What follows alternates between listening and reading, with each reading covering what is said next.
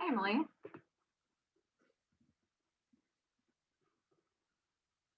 Oh, you're muted. Sorry, we had so much technical difficulty for that.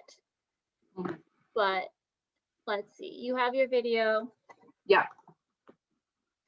And you haven't let anyone in, which is great. Yes. Hold on. And then, sorry, I just ran like a workout because Olive couldn't turn her video on. Oh, love that.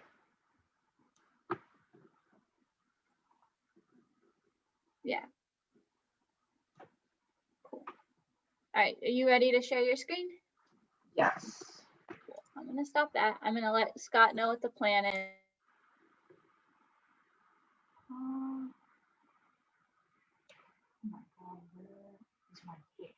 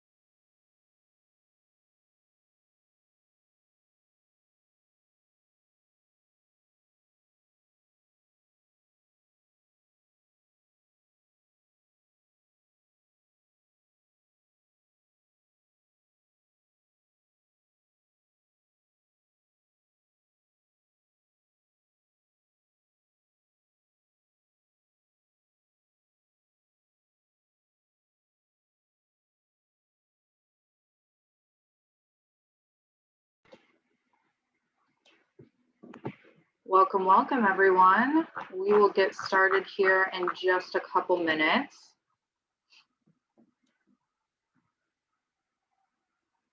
If you're in the chat, can you shoot a message just saying that you can see the screen? Should be black QuID QuidCon webinar.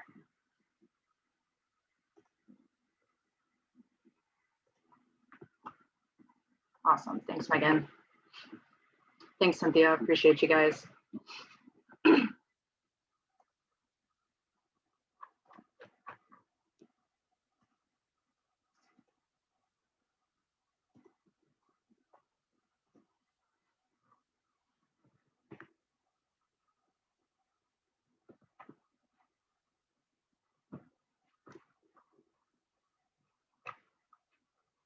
Okay.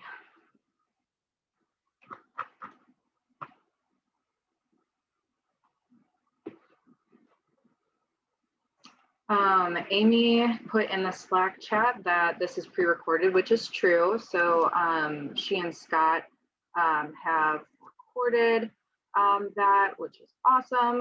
So there's that. All right. Give it another 30 seconds and we'll get started.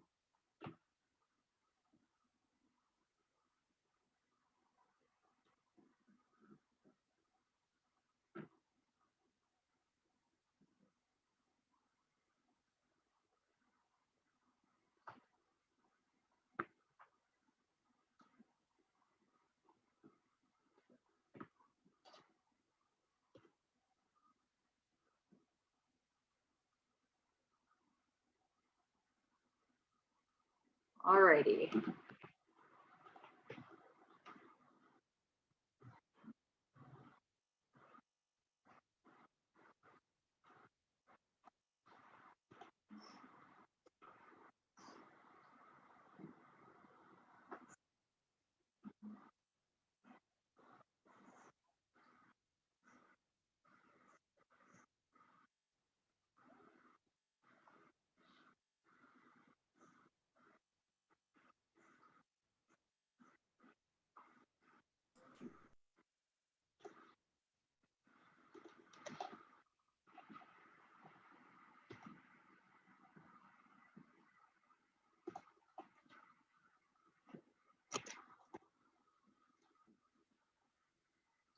Okay, let's try one more time. Sorry about that, y'all. Okay.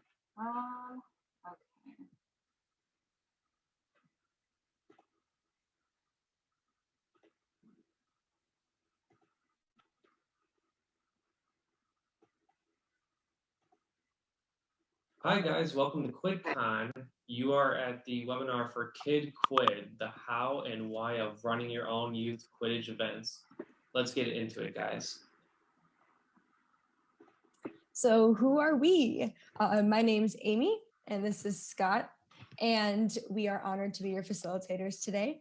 A little bit about me. I've been playing Quidditch for almost or a little over 9 years. I started the team at the Illinois Institute of Technology, and I'm currently on Chicago United Quidditch Club, and I serve as their treasurer / fundraising chair.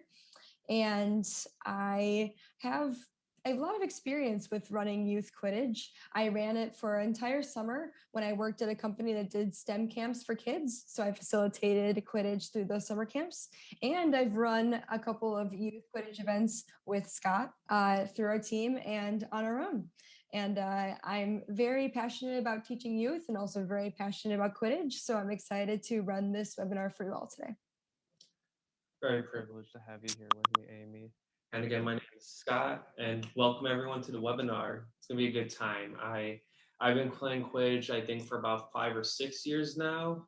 I also started on Chicago United. I played a season for Indianapolis Intensity MLQ team in the summer of 2019. I currently serve USQ as their Midwest Youth Regional Coordinator for all things Quidditch. I want to say I cover like Wisconsin, Illinois, Iowa, basically all the teams that are like the flat states, right, where the corn is. And all things youth Quidditch are things that I care about, very similar to Amy, whether it's a workshop, a league, integrating into a summer camp or a school. We touched on that in a panel the other day, but basically youth Quidditch is awesome, and I want to inspire the youth of tomorrow. And thank you guys for being here with us. And some other thank yous before we get started. We want to thank USQ, we want to thank MLQ, and we also want to thank Quidditch Canada for help putting this weekend together and give you guys QuidCon. All right, so plans, expectations, and the purpose for this webinar. So we're getting started with the knowledge that there may be people in the audience that fit into 2 different groups. The first group is going to be people that are currently on a team or have played for a Quidditch team and essentially know how to play Quidditch and have interest in running their own youth Quidditch and figuring out how to do so. And the other side will be people who have not played Quidditch but are is that shocking to you, Scott? There's people that have not played Quidditch and might also not know what Quidditch is. What? So we're so happy that you are part of this webinar to get a little more to put on a youth Quidditch event in your community and get the youth that you work with or live with, if you're parents, playing Quidditch and having a fun time doing so. So the 3 things you want to do is get you excited about hosting and planning your own youth Quidditch event, to teach you to run youth events so more young people can be introduced to the sport, and provide you an insight into a fun, creative, and inclusive option for youth engagement. We're going to go through this webinar and give you our experience and our 2 cents on how to run a workshop and make these connections. And we'll also provide you resources that we have either made through USQ or have compiled for you to help get up and running your youth event after this webinar. So stay tuned for that. Sounds like a good time. It's going to be. So just to clarify, if you're in the right place, again, this is the QUID webinar, the how and why of running your own youth Quidditch event. More specifically, if you fall into one of these categories or close to it, you're most definitely in the right place. We touched on it already. If you're a current Quidditch player coach, you are in the right place. Easy fundraiser doing a youth Quidditch event. If you're a youth athlete yourself or a coach of youth athletes, why not introduce them to a new sport, especially a co-ed sport too, right? We touched on this in the panel the other day, teachers, school admin, Great way to integrate a new program, cross curriculum, cross seasonal. Quidditch is awesome for that.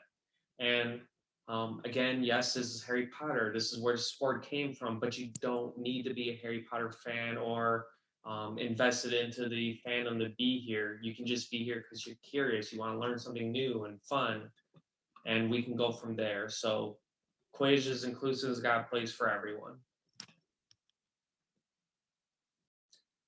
Knowing your why. It's important because before you can even begin to do anything, not just a youth Quidditch event, what's the purpose? What's the vision? What's the cause? What's the thing that's gonna like motivate you to like do X, Y, and Z for this event? I like to think of like how Apple functions as a company, right? They're they're what? We know them for their computers, for their tech, for how they manufacture products. But what some people like are attracted to compared to Microsoft and other companies is their why, their cause, their belief system, their purpose. Figuring out those things inspires people to do things, get invested in a product and get invested in your vision, right? So when it comes to like Apple and Microsoft and these other companies, what separates you from buying this computer and that computer? Sometimes it's what inspires you about that company, their why, their focus. So if you're a college team, okay, you want to inspire the youth of tomorrow and get them playing Quidditch. That sounds like a good why to me. So how are you going to collaborate and connect with parents, teachers, and other community personnel to do that? Maybe you're a parent. Maybe you grew up loving the Harry Potter world and the books and the movies, and you're captivated by it, and you've got your kids reading books too. You just want to give them an awesome birthday. Why not incorporate Quidditch into their birthday? Maybe you're a summer camp director looking for new ways to get kids part of your summer camp. Why not introduce them to a week's worth of Harry Potter and Quidditch and other shenanigans that make Quidditch awesome? So again, figure out your why and your purpose and use that as the fuel to get other people on board. And you're going to want people on board. It's hard to do these things alone. You're working with kids, you're working with other adults, you're getting resources, you're learning something new. You're going to need people that support your vision, that support your why, not just support and believe it, but can also like add to that vision. You're going to need people with certain skill sets, certain aptitudes, if you will, people that like working with kids. That's gonna be a huge skill down the road. So I definitely encourage you guys to like reach out to your inner circle, people that like trust you, believe you, have your rapport, get them on board with your vision, and then expand your network from there. Being genuine and likable is going to go a far way. And then express gratitude for those that have been with you and do things for you to help support your why. You're also going to want to be open minded and adaptable. Sometimes, in order to get your why and your vision met, you might need to do some negotiating, a little give and take. And we can get into like how that collaboration can look down the road. And never hurt to be enthusiastic. You gotta love what you do, especially when it comes to kids and Quidditch. And once you got the negotiation down, you got people on board, you can start talking about like how this event's actually gonna work. And speaking of that, where do we start Where when do you want we to? start? If you want to start an event, you gotta start somewhere. Oh. So we think it's a good place to start by making connections. So we've developed two parts of the slide. We have some steps for Quidditch teams who want to start events either because they want to inspire the youth of tomorrow, like Scott said, or if you want a really engaging way to fundraise for your team. And we also have suggestions for people who are new to Quidditch to make their connections in the community. So first off, for Quidditch team, a really important thing to remember is to maintain an active team presence on social media and have a functioning website. Social media is the premier way that people communicate right now. It's the way that people make themselves known, create bonds with people, and also advertise themselves. And social media goes both ways. If you have an active presence on social media and you're making a lot of posts and sharing people about what Quidditch is, people are going to be able to find you and be able to reach out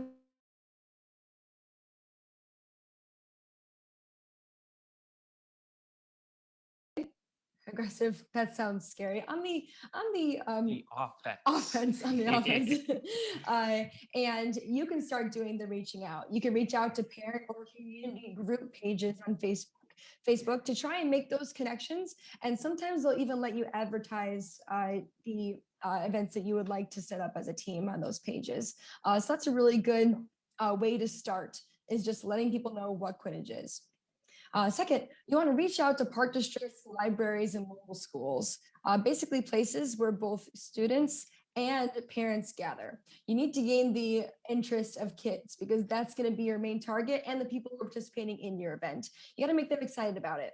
And then also, you got to make the connection with the parents. The parents have to trust you. The parents have to know that this is going to be an engaging and worthwhile event for their kids. And they are also going to want their kids to have a good time. So if you can assure them of that, they're going to be super interested and on board to get their kids to 20-year events. Third, you want to brand your team. Wherever your team goes, you want to make your presence known. After COVID is over, kids are going to, or teams are going to be going to tournaments again, having practices. And a lot of times it's going to be in public space. People are going to walk past you, or they're going to wonder what Quidditch is. And the best way to make a lasting connection with those people is to make your name known. If you have a poster outside, you have a team flag, if you have awesome jerseys, they're going to remember that logo, remember your team name, and they might look you up on Facebook after on social media. Some teams walk around with buttons and stickers and they pass those out to kids. That's a great way to make a bond and a great first impression.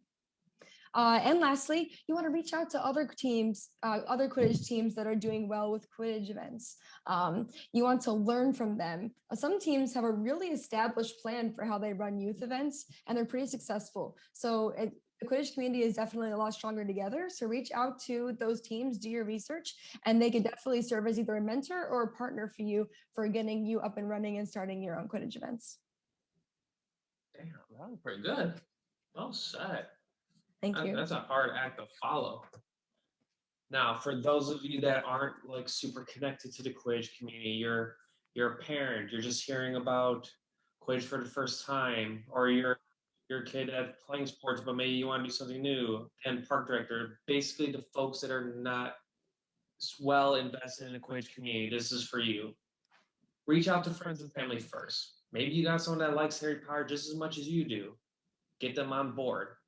That's a place to start. It doesn't have to be the absolute like first place to start, because then you can start going about it this way. Now that you know that there are Quidditch teams, other Quidditch communities, do your research. Start searching for teams in your area. There are organizations. We've highlighted 3 of them already. USQ, governing body for the college teams and club teams in the United States. And then we got Quidditch Canada, and then we got MLQ, our version of semi-pro Quidditch. Now that you know those things are out there, Facebook, Instagram, that's where a lot of those Quidditch teams are at currently with their social media. And some of them facilitate specifically youth Quidditch related things. Sometimes they might identify it on their page, sometimes they won't. It never hurts to just ask and see. Specifically, the thing that you guys are going to be looking for are identifying the personnel that know the rules. Not just know the rules, but can like teach the rules. Teach the rules to you guys as adults and parents of kids and coaches, but also to kids, teaching things to kids in a language that's digestible and easily understood. That way they can play the game effectively and have fun. And equipment. We use a lot of unique equipment in our sport. We use brooms. We use hoops. We use snitch shorts. Yes, we use a deflated volleyball as a quaffle, and yes, we use kickballs as bludgers. So some of these equipments you'll have access to, but you may want to get a second opinion, like how you can adapt some of the things you have access to versus some of the things you maybe need to invest in or create on your own.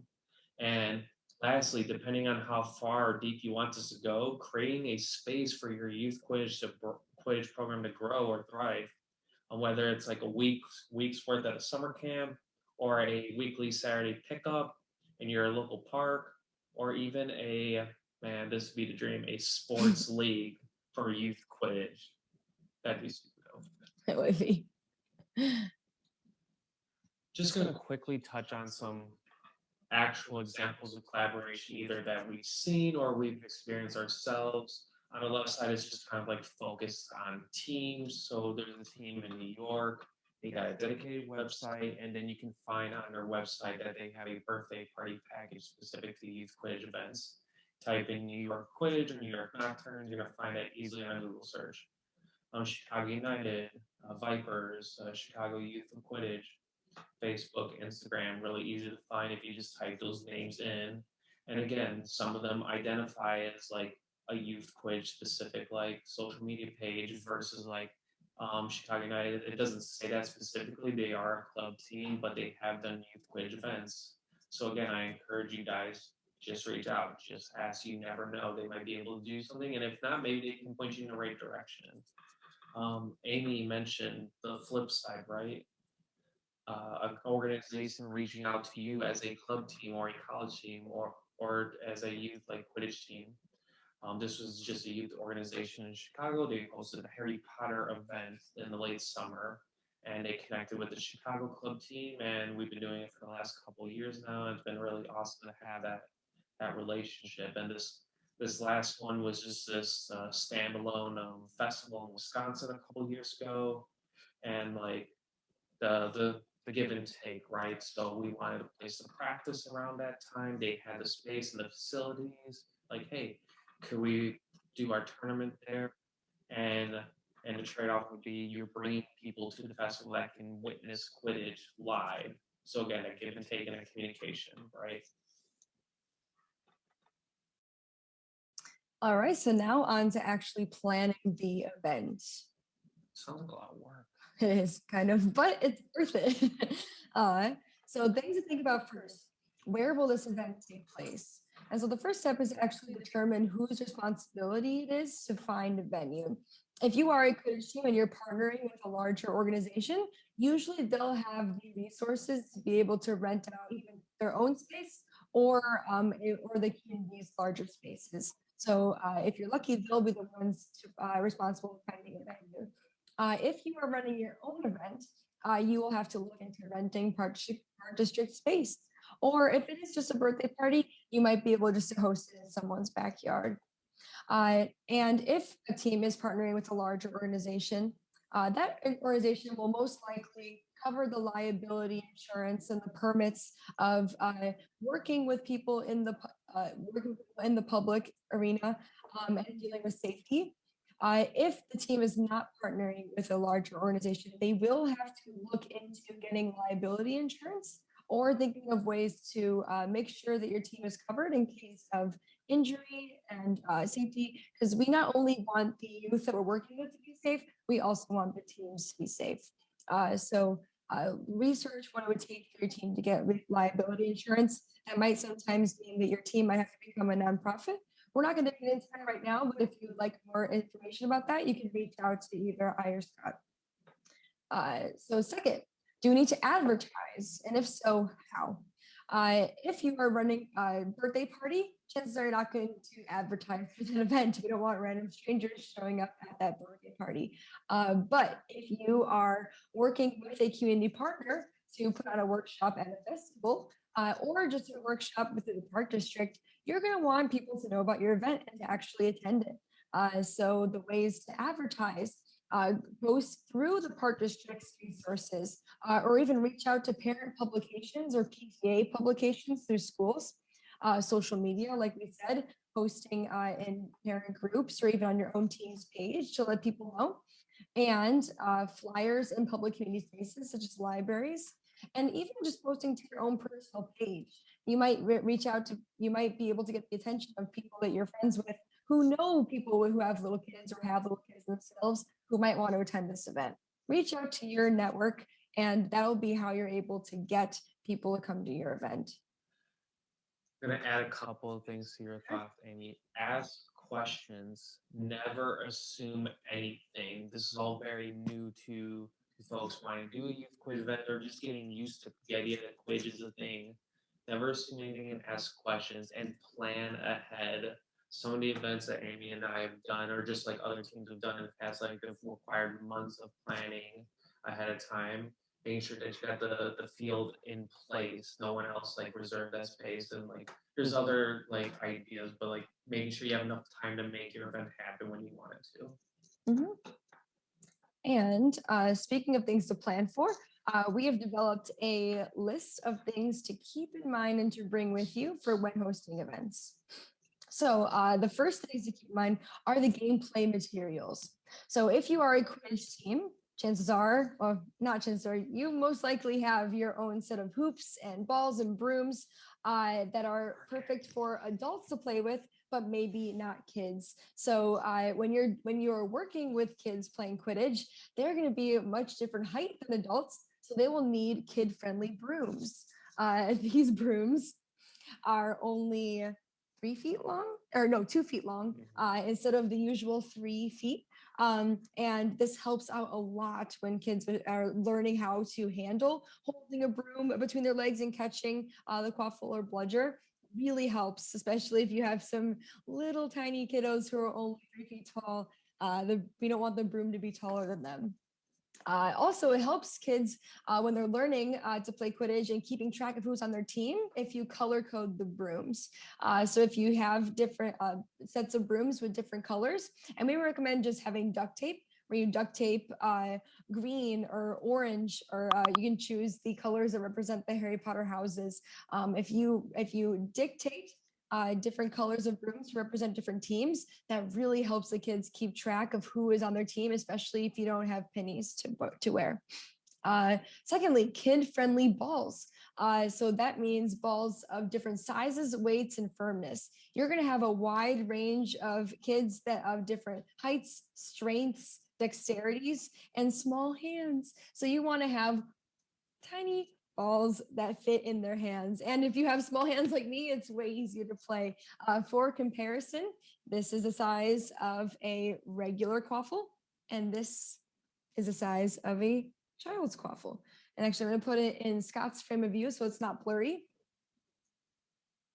It doesn't. And work of on course, my it screen. of course it blends into the picture in the back. These kind of look like volleyballs. They are volleyballs. Oh. It's a good observation. So the quaffle is actually a volleyball, and it is slightly deflated so that kids and adults can grip the ball comfortably, and it doesn't hurt too much if you get hit by it accidentally. This is the quaffle that the position the chasers use. We're not going to get into specific gameplay today, but we do have many of amazing resources and links that break down the rules in an easy to understand manner that we will send to you after this webinar is over. So take a look at those. And lastly, hoops, cones, headbands, and bandanas, and ref whistles. So hoops and cones, hoops, it's unless you are really dedicated to having a lot of youth events, making smaller, shorter hoops might not be worth the time to do so. We've hosted youth events with regular sized hoops, and it's definitely a little bit more difficult to shoot into the tallest hoop, but the kids actually think of it as a cool challenge. They think of it as like the bonus, and sometimes we even assign more points to the tallest hoop, and it makes it more approachable instead of scary. So you can totally use regular sized hoops for this. Headbands and bandanas. And just because of COVID and with not really wanting to share materials, we might not be advising bringing headbands that anybody can use in exchange, but maybe having the students bring headbands for themselves. These denote the positions, which will be noted in the document that we send you. Bandanas for an activity that we'll explain in a bit about practicing how to catch the snitch, and ref whistles to get the students' attention and to note when to stop and start gameplay. Housekeeping materials. So this will be for not necessary. The first one, sign-in sheet and procedure, not really necessary for birthday parties, but necessary for regular events that are dealing with the public or with the community. It is good to know exactly who has signed up for your event and making sure that the people who have signed up previously are there on the day of the event. Establishing your procedure. A lot of times it'll be worked out with the larger community if you're a larger organization, if you're partnering with them, and they will have their own method of doing so. And if not, establishing the way to have people sign up for your event beforehand is very important. Second, waivers. Again, if you're partnering with a large organization, they have liability insurance, they'll provide waivers for you.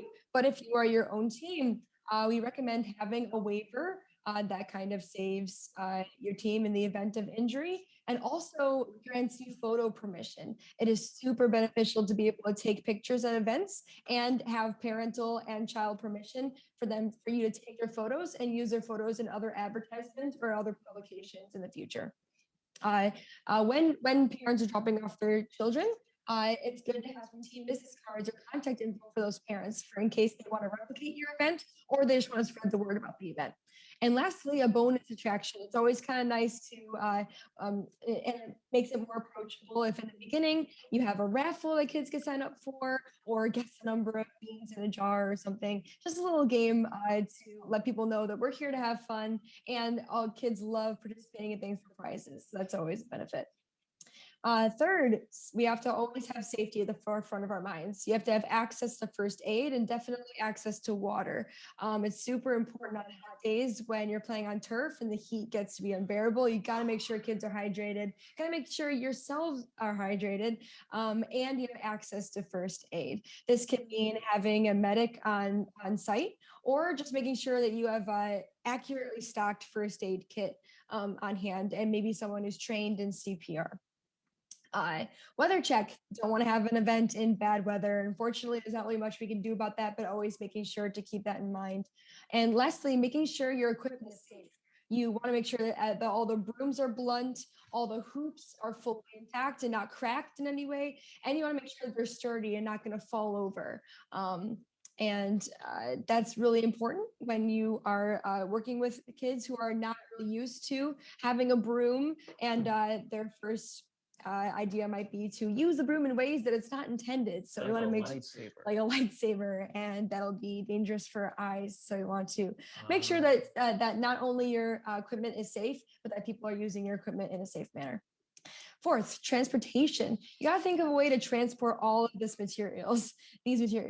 Scott is laughing because we have gone to many events where we have had to make multiple trips to and from our car with a large amount of material. We invested in a wagon, and it is the best investment that we have made so far. Go to Walmart, $44.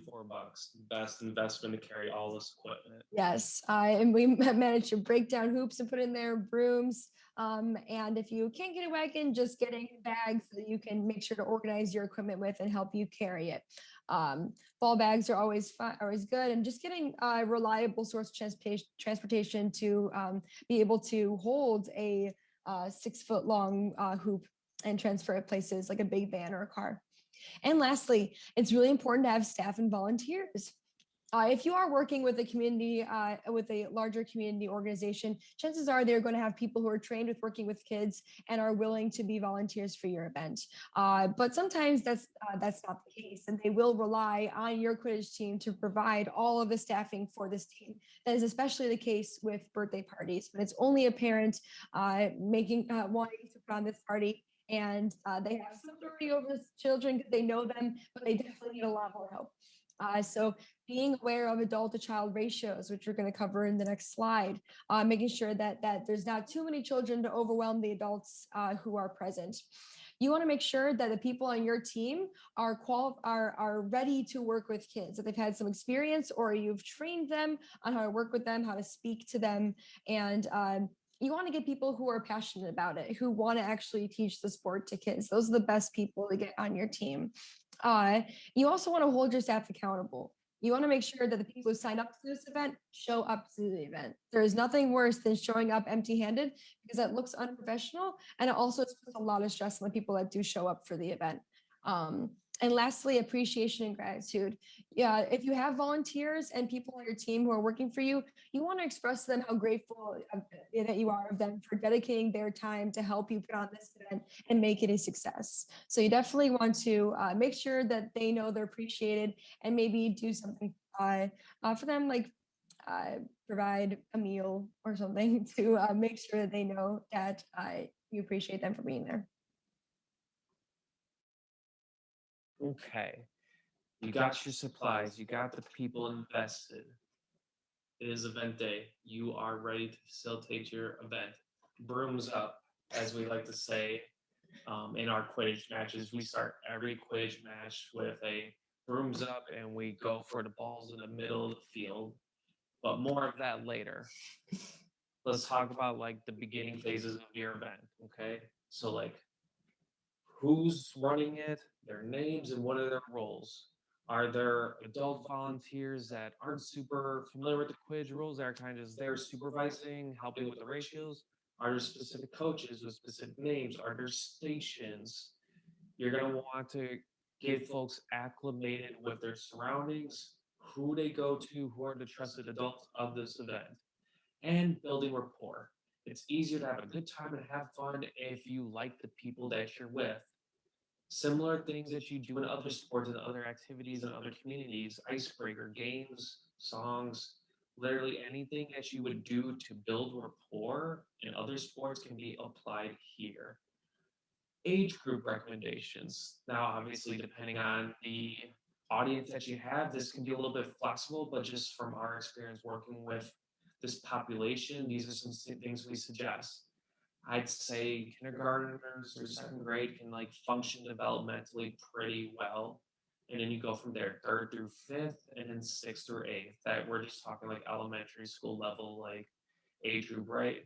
Now, every now and again, you're going to get a second grader that can hang with the third and fifth graders, and then you might have a sixth grader that's just not physically or emotionally like ready to hang with seventh and eighth graders. Have them go with the third and fifth. Maybe you got siblings that are there and like they're not super worried about the competitive aspect. They just want to be with their brother or be with their sister. Like that's totally fine too. It does not have to be super rigid. It can be fluid. Just keep in mind those little like subtle details within age and like physical ability, emotional maturity. Now, when it comes to ratios, we'll share a link of like where we get like some of these ideas from, but like the simple rule is the younger the kid, the more adult presence you want around, just because the attention span, the ability to stay focused, them requiring more attention in specific, like sentence by sentence instruction, like 1 to 8, I think is like a good fit for like kindergarten through fifth grade. That means like for every one adult, you got 8 kiddos. And then you can like bump it up from there, like sixth through eighth, 1 to 10 is pretty doable. And then now you got high school, like 1 to 12. Now, if you got more, that doesn't hurt. You can break it up. If you got less, just be sure and confident that the adult that you have in that larger ratio knows what they're doing and they can handle it. And going off of just the age group recommendations, if you are having a large event where there are going to be a large spread of different kids, then you want to have different staff members dedicated to working with those individual groups. So you might want to divide up the field into 3 or 4 different areas and divide those groups and have one staff member in charge of the little ones, one staff in charge of the older ones, and have separate scrimmages as well. So it's safer for the students involved. You don't want to have kindergartners playing with eighth graders, and the eighth graders don't want to be playing with kindergartners either. So keeping in mind the audience and making sure that you have enough staff to break up the children into age appropriate groups to work with them so that they get the best experience for them. Explaining Quidditch. So yes, it's a game of sports and will have its own rules and expectations for how you run the game. There are different rules and different expectations for adult Quidditch versus kid Quidditch. We're gonna share links and resources for all the rules. If you want like the full-on official youth Quidditch rulebook, we have rulebook 2 out at the moment. 3 is along the way. We're also going to share like resources for adaptations of the rules and how-to videos. You can find a lot of these on YouTube right now, just because there aren't any like structured leagues, and there's just not enough like youth teams in like the states or just around the world. There are no universally accepted rules, but here's some things to like keep in mind when working with like youth Quidditch. In adult Quidditch, we can tackle and grapple and wrap up and stuff like that. There is no tackling in youth Quidditch rules. The game time itself is shorter. So what does that mean? The snitch does not start the game when everyone else plays. When we say brooms up, it's just quaffle play and bludger play. The snitch comes out later in the game. Adult Quidditch is closer to the 18-minute mark, whereas youth Quidditch is closer to the 15-minute mark. That's all that really is. Um, and again, you're talking to kids using kid-friendly language that's going to make sense to them. Put the ball through the hole, get buckets. Like simple, easy language that makes sense. Throw this ball at this person. If you get off your broom, go tag the hoop. Simple, basic language that everyone can understand. It also doesn't hurt to throw in an adult or a coach that like is familiar with the game to kind of like help like navigate, get people in like certain positions on the field and like get folks like used to like, okay, this is the flow of the game, this is how it looks. Um, and then like going from there. Okay, so once you have finished the overview explanation of how to play Quidditch and the kids are acquainted with each other, it's time to start with the basics of playing Quidditch. So these are a bunch of introductory drills you can do to help the kids practice the basics of gameplay. So this will be probably the first time that the kids are playing a sport where they need to hold a piece of PVC pipe between their legs while attempting to both run and catch and throw balls. And so, even though it might sound a little silly to the veteran Quidditch players, believe it or not, we need to actually just have the kids practice running and interacting with the broom. So one of the first things I do is I get the kids in a circle, they pick up their broom, and in the picture you can see below, I have them practice switching between holding the broom between their legs and then closing their legs to hold the broom in place while lifting their hands and getting ready to accept a ball that was thrown to them and switching between that back and forth. Getting kids the muscle memory of practicing that motion to be able to hopefully execute that motion within the game. It's not intuitive to hold the broom with your legs and catch the ball with both hands. A lot of times the kids are going to try and pull the broom out from underneath their legs and use the broom to help catch the ball, which I don't blame them. This seems to make the most sense. But getting them used to this motion right at the beginning will help them not do that and help them better practice these skills for when they get older and will be compete. And if they want to continue Quidditch, be competing at a more at a higher level. Next, running with the broom. After we practice that movement, I just have the kids do a fun jog, skip around the hoops just to get the motion of and feeling how it is to run with the broom between their legs and seeing which hand they prefer to carry the broom with. A lot of times they're going to want to go for the dominant hand to carry the broom, and that is fine. But then making sure they practice switching hands while running, just in case. A lot of times, if they're just getting used to this, the kids are mainly going to use their dominant hand, but just getting them aware of the fact that they can switch hands while running is super key. After they've gotten acquainted with the broom, now it's time to incorporate catching and throwing the quaffle and the bludgers with it. So first they have to learn how to pass to other players. So I have the players stand across from each other and just play a game of catch. To have them do this several times just to get the hang of it. And you'll also be able to monitor the kids and see how far they can throw and also just get a feel for how agile they are. Make sure to keep this in mind because as a coach, you're probably going to be in charge of splitting up the teams so that they're even if you are going to do a scrimmage. So it's a great way to get acquainted with how agile and athletic the kids are at this moment and thinking about ways to help kids who might be struggling a little bit get these basics down. You want the kids to feel comfortable, so you want to encourage them during this point. They are going to be dropping the ball a lot. Even college kids, when they first start playing Quidditch, you drop the ball a lot. you're not used to holding a broom in between your legs. So it's really key to be encouraging through this process.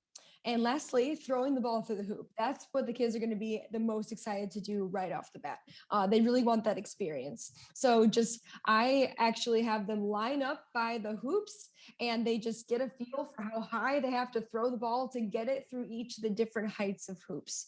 This is a great way just to get them acquainted and also have them feel how hard they have to throw the ball when they get to the hoops. Next, once they practice these basics, just having a couple of drills to get the kids familiar with the motion action of playing in a game.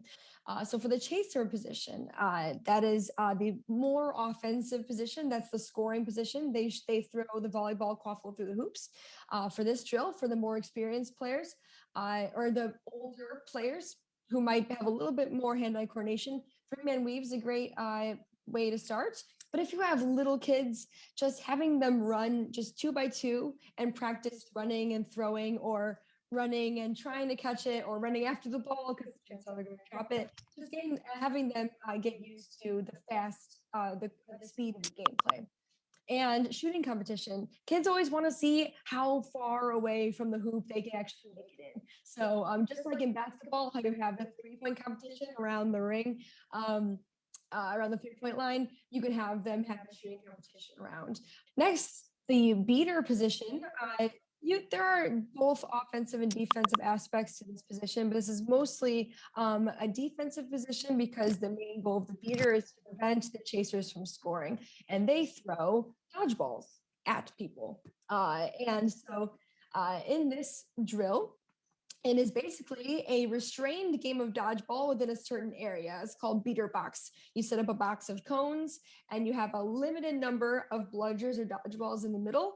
And every kid in the box is a beater and they are trying to get a hold of a ball, throw it at someone else, and get them out. Now, obviously, you want to set up some ground rules for this. The younger the students are, the less likely they're going to be expecting a ball to be thrown at them with a lot of force. So you want to establish right off the bat that headshots are not allowed, no face beats. If someone accidentally hits someone in the face, then it does not count. And if you hit someone with a bludger, they exit. And your goal is to be the last person standing with a dodgeball.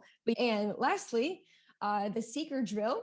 You put a bandana into around the waist or in the pant belt, or not exactly belt loops, the waistband of their shorts, and kind of like a tail of a fox. And again, you put them in a box and everyone is trying to grab the bandana off of the other people in the box, and the last person standing with their bandana still attached wins. This is mainly to inform the people who are familiar with Quidditch gameplay about the adjustments for how to teach kids. So we have gone through some adjustments already, such as definitely no face beats, shorter game, but now it's a little bit more specific. So different age groups require different approaches to gameplay. You want to always start with quaffle play. That's the most highly identifiable aspect of Quidditch. If the only experience this is the offensive play. They're throwing the ball through the hoop. That's what the kids are going to be the most eager to do. So we're going to start with quaffle play. It's also the most easy to understand. There's only one ball. So it's kind of like all the other sports only have one ball, like soccer or basketball or handball. Young players, especially the kindergartners to second graders, might not progress past this quaffle play, and that is totally fine. Other age groups start with quaffle play, slowly incorporate peak play into it, and the older kids will catch on to it more quickly. And the older kids and the middle kids, you can actually give them the option whether they'd like to incorporate beater play with it. Snitch and seeker. This usually signifies the end of a game. You can decide whether or not you want to incorporate this into scrimmages or not. We have had events where we have incorporated it because the kids asked for it, and we've had events where the kids actually didn't ask for it, and it worked out that they just agreed to end whenever one team scored more points. That's totally fine. And if you have a snitch, you want to identify whether you want to have a coach play a snitch or a kid play a snitch. Some people might prefer having an adult play so they are able to manage a lot of kids trying to get them all at once because everyone's going to turn into a seeker and try and get a snitch. But if you have kids that are familiar with each other and they will respect the rules and respect the snitch of the player, you have the kid to play the snitch. And lastly, optional, rooms up starts the game, but you can also use this game start to reset after goals. This makes it easier if you're only playing with one set of hoops and you have to run to the half line to restart. Some kids who are used to playing half court sports might take advantage of that and be able to play the game more quickly than kids who have not been used to it. So after a hoop has been scored or a goal has been scored, rooms up to reset allows an even playing field across the game. There's definitely a lot more to be said about like how you can adjust the game to your needs and the rules that you can go along with. And just want to thank everyone for being along with us for this ride. And for those of you who are still here, you learned about the workshops, you learned about how to connect with your community, you figured out your why, and you're saying, Amy, Scott, you know what, that's not enough. I want to start my own youth team. How can I go about doing that? We'd be happy to walk you through that and like have a private conversation about that.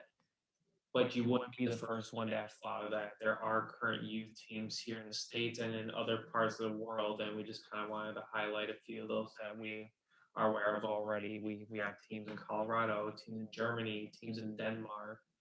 Quidditch is growing, not just at the adult and college level, but at the youth level as well, and you're welcome to be a part of it. And we'd be happy for it. Yeah, so that brings us to the end of our webinar. We hope you guys enjoyed it. If you have any more questions or you want some personalized advice, you're more than welcome to reach out to Scott or myself, and we'll help you find the resources you need and give you the advice that we can give you. Below, we have Scott's email and his Instagram. He's very active on Instagram, and so you'll learn a lot about Quidditch by following him. And underneath me, I put my Chicago United email that I use, as well as the name of the Facebook page. And again, we would just like to thank you all for participating. This sport was made by people just like us and just like you who are listening in on this webinar. And the sport is going to continue because of people just like you who are interested in inspiring the youth of tomorrow to start playing this sport, and also just putting in the work to come to these webinars and learning about Quidditch. The community is grateful for you, and it will survive because of you. So we thank you. If you guys got any feedback for us, things we could have done differently or done better with this webinar or just with QuidCon, we're open to hearing that feedback, or things we did right, or like, yeah, keep doing that thing. We'd love to hear from you guys on that too. Mm-hmm.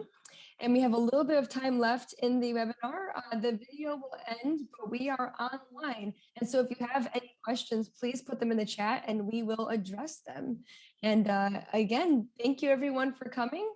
And we hope you have a great rest of your day. And if you have more QuidCon seminars to attend, we hope that they go well and that you've enjoyed this weekend.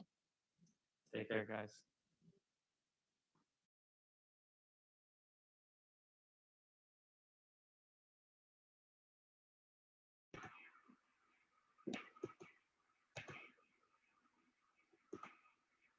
Thanks for being here, y'all, and thank you so much for to Amy and Scott for putting together that conversation. Give me one sec.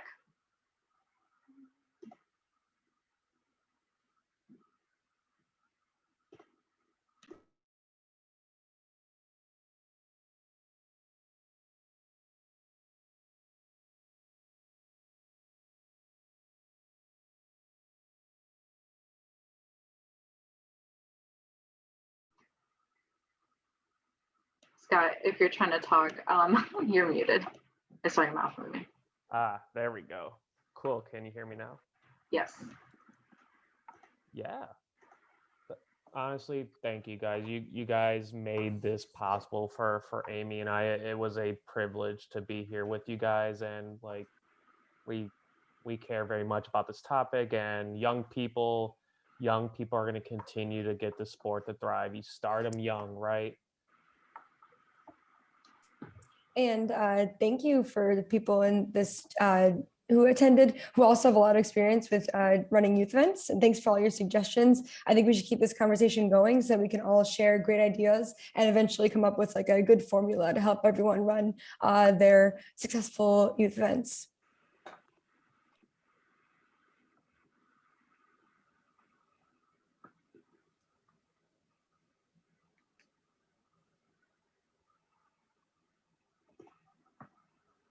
It sounds like it's about it. So yeah, Nocturne's Quidditch just posted the Slack. Keep going, and we'll see y'all later. Take care, guys. Thanks, everyone. God, thank you, Amy.